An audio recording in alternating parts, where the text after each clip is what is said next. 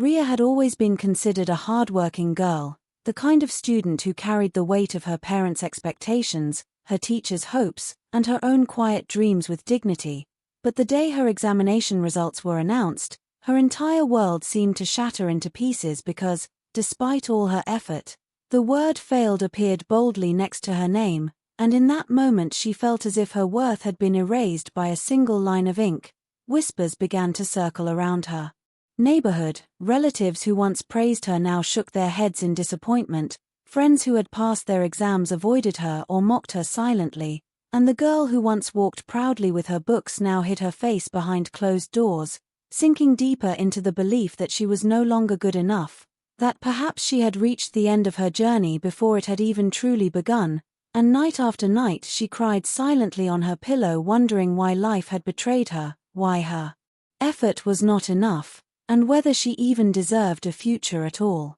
Days turned into weeks, and Ria remained locked in her room, staring at the same ceiling, listening to the voices outside that seemed to remind her of her failure again and again, because every conversation in her neighborhood somehow circled back to who passed and who did not, and her name was always on the wrong side of that sentence. Food lost its taste, the laughter she once shared with her classmates felt like a distant memory, and even the sunlight through her window seemed dull and unwelcome, as if the world itself was punishing her for not being good enough. Yet her mother, who silently watched her daughter's spirit dim like a fading flame, refused to give up on her and one morning placed an old sketchbook on Ria's study table, the same sketchbook she had once filled with bright colors and wild imaginations during her childhood, and her mother said softly, almost like a whisper, that maybe failing an exam was not the end of the world, maybe it was a chance to remember. What truly made her heart come alive? At first Ria ignored the book, but curiosity and the faint tug of forgotten joy made her open it, and as she held a pencil again after years of focusing only on studies, she felt a small spark inside her, fragile but real, and she began to draw absent-mindedly, lines turning into shapes, shapes into figures, and figures into expressions of her emotions, so much so that by the time she looked at her finished sketch she realized her tears had stopped flowing. And for the first time since her results, she felt a strange sense of relief, as if the pencil had absorbed her pain and transformed it into something beautiful on paper, and that night she slept peacefully, hugging the sketchbook like a lifeline she had just rediscovered. The next morning when Ria woke up, she found herself reaching for the sketchbook even before she touched her textbooks, and with every stroke of her pencil she poured out the emotions she had kept buried inside her, sketching her loneliness, her broken confidence, and her fragile hopes, and slowly, day by day, that sketchbook became her secret companion, a friend that never judged her and only listened, a space where she could be honest without fear of marks, grades, or comparisons. Yet as days passed, her mother noticed the quiet determination returning to her daughter's eyes and encouraged her to share her drawings, but Ria, still carrying the scars of failure, hesitated, worried that people would laugh again, that the label of the girl who failed would overshadow her art. Until one afternoon her teacher visited their home and noticed the sketches scattered on the table, and with genuine surprise the teacher said these lines held more power than many paintings displayed in exhibitions, and for the first time since her results, Ria felt seen for her talent rather than judged for her shortcomings. Encouraged by this, she decided to join a local art class, though her first day there was filled with nervous glances because everyone seemed more skilled, their strokes more confident, their colors more daring, and a small voice inside her whispered that she didn't belong there, but another voice, a quieter one, reminded her of the relief she felt every time her pencil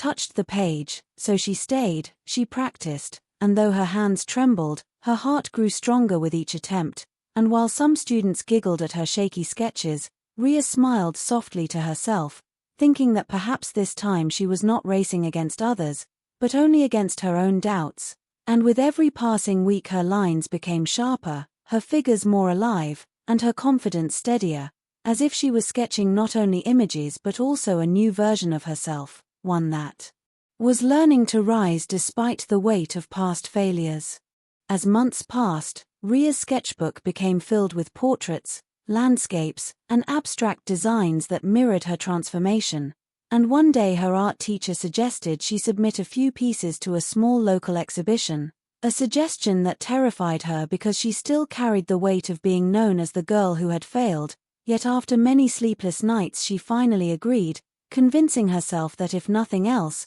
this would simply be a test of courage. When the day of the exhibition arrived, she stood nervously in the corner of the hall, watching visitors glance at her paintings, her heart pounding with every step they took closer to or away from her section, until suddenly an elderly man stopped in front of one of her sketches, stared at it for a long time, and with emotion in his voice asked who had drawn it because it reminded him of his late wife, and when Rhea timidly admitted it was hers, his eyes filled with tears and he whispered that she had managed to capture love and memory in a way no photograph ever could. And at that moment something inside Rhea shifted. She realized that her art was not just a private escape but a language powerful enough to touch hearts. By the end of the exhibition her sketch had won a small award, a ribbon that might have seemed ordinary to others but to her was a shining symbol that failure had not ended her story, it had only redirected it. And as she walked home that night holding the ribbon close to her chest she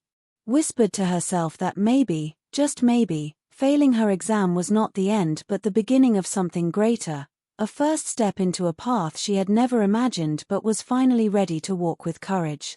With the small ribbon from the exhibition tucked safely inside her drawer, Rhea felt a new flame burning within her, but the journey ahead was not smooth because every step forward came with fresh challenges. As she joined more competitions, she often faced rejection letters that reminded her of the exam result slip she once dreaded, and critics sometimes dismissed her work as too raw or too emotional. Yet instead of breaking her, these words hardened her resolve, for she had already faced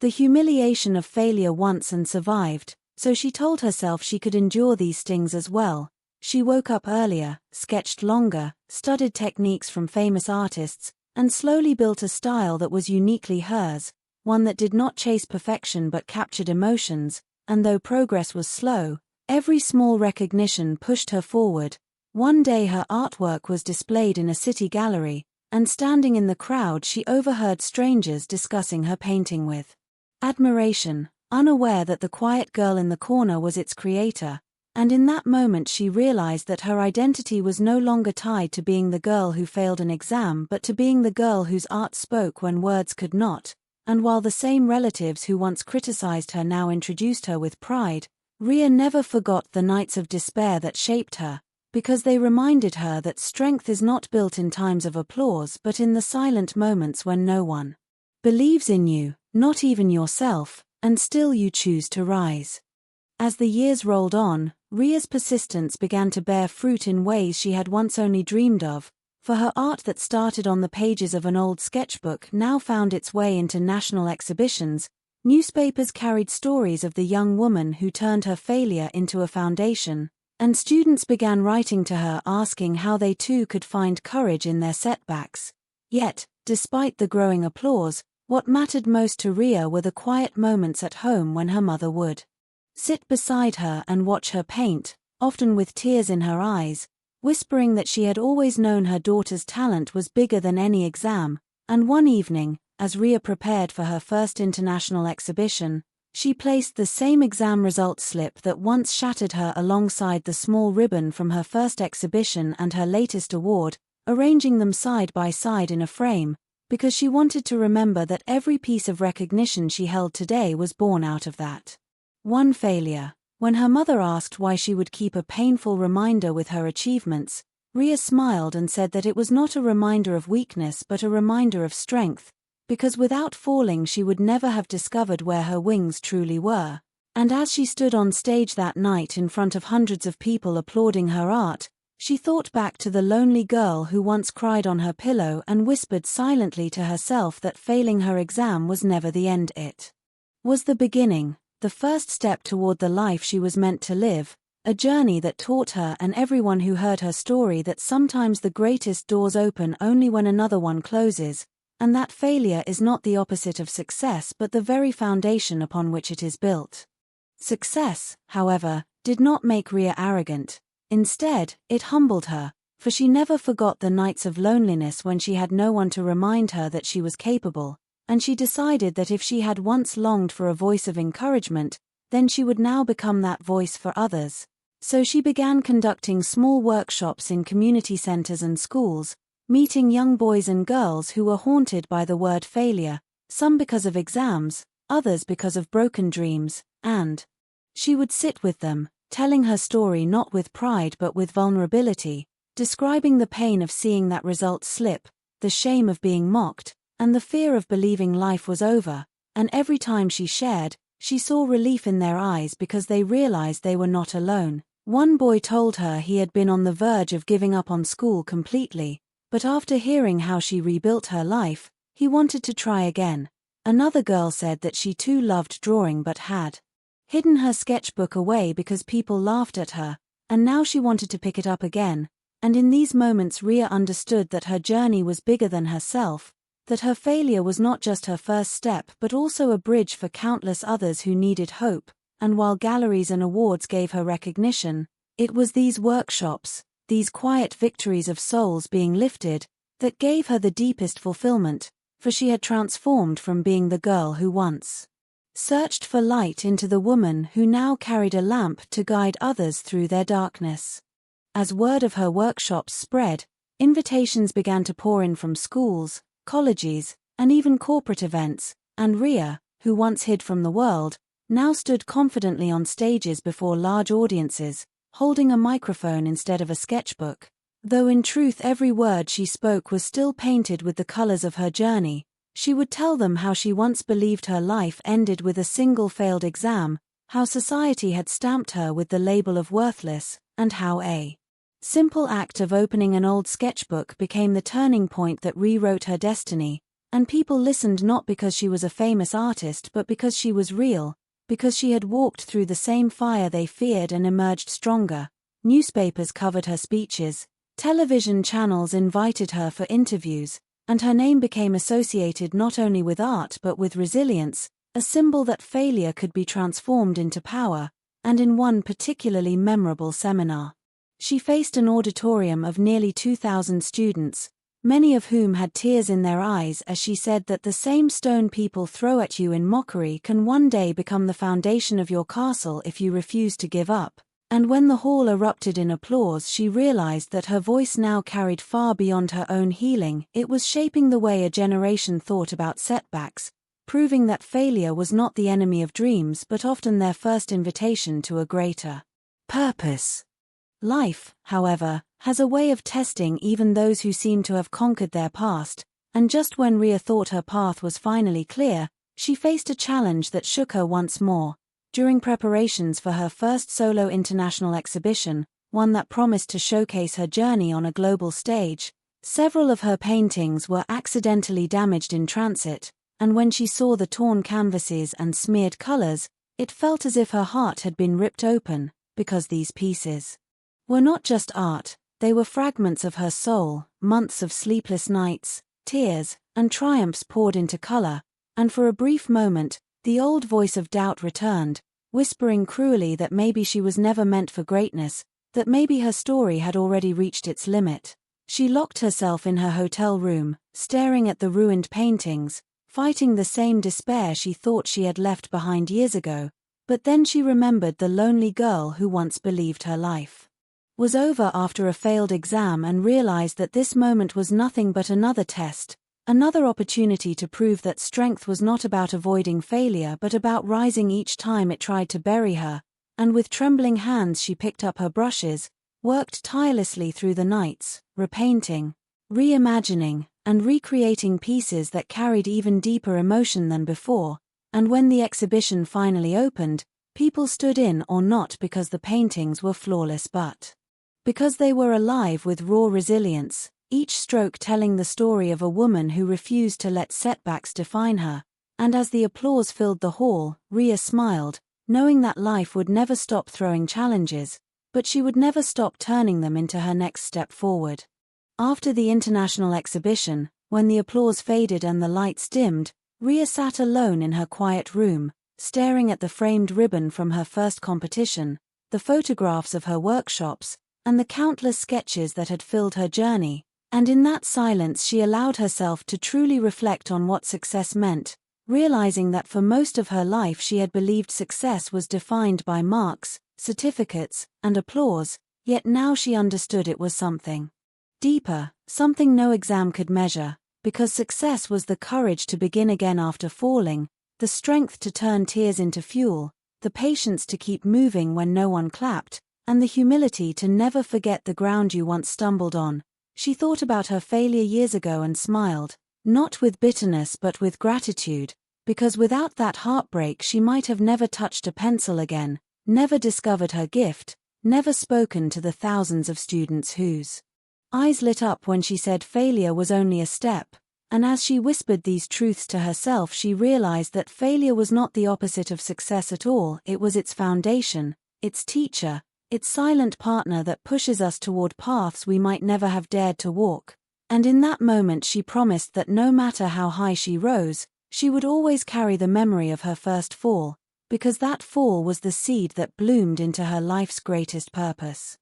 With her reflections fresh in her heart, Ria began to dream not just of exhibitions and applause but of something that would last long after the lights dimmed, something that could reach young people who, like her younger self, sat alone in their rooms believing they were worthless because of a mark sheet or a mistake. And so she took a bold step and used her earnings and recognition to establish a small art foundation, a place where children from underprivileged backgrounds or those written off by schools could come and create freely without fear of judgment. At first it was just a single room with a few easels and pencils, but soon it became a sanctuary filled with colors, laughter, and healing, and Ria often walked among the children, listening to their stories, recognizing the same pain she once carried, and gently guiding them toward discovering their hidden strengths. Parents who once worried their children were failures now watched them bloom with pride, and the walls of her foundation began to fill with drawings that told stories of resilience and hope. In time, her initiative gained support from organizations and well-wishers, and what began as a small room expanded into a thriving institute, a beacon for all those who needed to hear that failure was not the end. And as Ria watched the foundation grow, she felt a deep satisfaction that no award could ever equal, because this was not just her journey anymore, it was a movement, a collective story where countless young hearts were learning, just as she once had, that every fall can become a first step if only you dare to rise again. As the years went by, Ria's foundation grew into something far greater than she had ever imagined, with branches opening in different cities, volunteers joining her cause, and thousands of young people finding courage in its colorful halls. And soon her name was no longer just associated with art but with resilience itself, as newspapers called her the woman who turned failure into a movement, and international conferences invited her to speak about how education systems needed to embrace creativity and compassion rather than only numbers on a report card. At first she was overwhelmed by the scale of attention, but then she remembered the lonely girl she once was, and she spoke not as a celebrity but as that girl who had cried herself to sleep, reminding audiences across the world that the weight of failure is heavy only until you decide to stand again. Her story was translated into multiple languages, documentaries were made about her journey, and children carried her words in their notebooks as reminders that one mistake does not define a life. And though she achieved recognition far beyond what she had ever dreamed, Ria remained grounded, always telling people that she was not extraordinary but simply someone who refused to stop at her fall. And in this humility lay her greatest strength, for she embodied a truth everyone could relate to, that failure is universal, but so too is the ability to rise. And in this way she became not just an artist or a mentor but a living symbol of hope, a reminder etched in the hearts of many that failure was never the last chapter but only the first line of a story still waiting to be written. One evening, after delivering a speech at a large university, Ria was approached by a shy young girl who clutched a sketchbook tightly to her chest, her eyes red from crying. And with a trembling voice the girl admitted that she had just failed her exams and had been thinking of giving up entirely until she heard Ria's story. She explained that she loved drawing but had hidden her passion because everyone around her said art was a waste of time, and she asked timidly whether Ria really believed someone like her could still have a future. And in that instant Ria felt as though she was staring into a mirror of her past, seeing the same broken confidence, the same fear, and the same fragile hope she once carried. And tears welled in her eyes as she placed her hands gently on the girl's shoulders and told her that failure was not a curse but a calling, that it was life's way of redirecting her towards something greater, and she encouraged the girl to open her sketchbook not with shame but with pride. The girl smiled through her tears, and in that moment Ria realized her journey had come full circle, that the despair which once almost destroyed her had been transformed into a light strong enough to guide others. And as she walked away that night she felt an overwhelming sense of gratitude, because the story of her failure had not ended with her success, it was continuing in the lives of those she touched, proving that the impact of one fall, when turned into a first step, could ripple across countless destinies.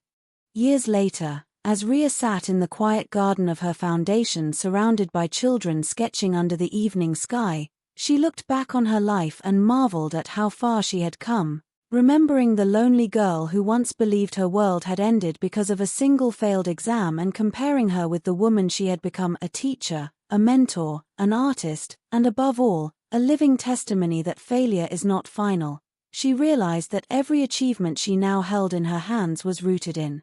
that moment of despair, that the pain she once wished away had been the very soil in which her strength had grown. And as she watched the children laugh and draw with joy, she whispered to herself that life had not betrayed her when she failed, it had redirected her, and she felt a deep gratitude even for her darkest nights because they had carved out the path to her brightest dawns. When people now asked her what the secret to her success was, she never spoke of awards or techniques, she only smiled and said that her secret was simple. She had allowed failure to be her teacher instead of her jailer, her first step instead of her last stop, and with those words she left behind a legacy that would echo in the hearts of all who heard her story, a timeless reminder that falling is not the end of the road, but the beginning of a greater journey, and that sometimes the best chapters of our lives are written only after the world convinces us our story is over, because the truth, as Ria had proven again and again, is that failure was never her defeat, failure was her first step.